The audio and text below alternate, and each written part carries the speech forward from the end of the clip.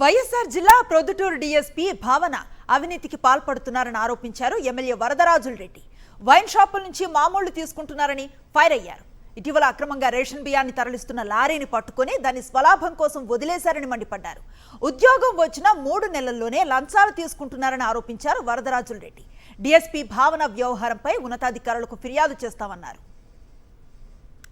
DSP ఈ అమ్మ వచ్చేంత 90 రోజులు అయిందో కాలేదో, 3 నెలలు అయిందో కాలేదో, వచ్చిన వాళ్ళ నుంచి విపరీతమైన లంచగొండితనానికి పాల్పడుతూ ఉంది.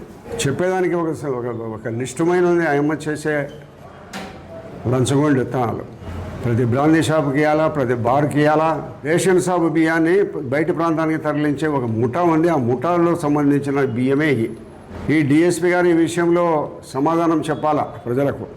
కాబట్టి ఈ పూర్తికి 100% చౌక దుకాణానికి సంబంధించిన బియ్యము డిఎస్పీ గారు తన సొంత నిర్ణయంతో స్వలాభాపేక్షతో వదిలివేయడం జరిగింది.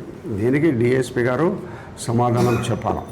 ఈ మాదిరిగా డైరెక్ట్ పోస్టింగ్ వచ్చింది, ప్రొహిబిషన్ డిక్లేర్ కాలే. ఇంత లంచగొండితనమా?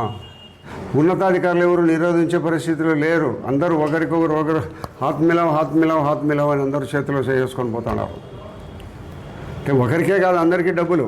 డిఎస్పీ వారి మీద ఎంక్వైరీ జరపాలని, లేదా ఈ న్యాయబద్ధమైన ఆయమ్మకు తెలిసి ఆయమే సమాధానం చెప్పాలని నేను ఉన్నత స్థాయి అధికారులకు కూడా కంప్లైంట్ పెడతా ఉన్నా.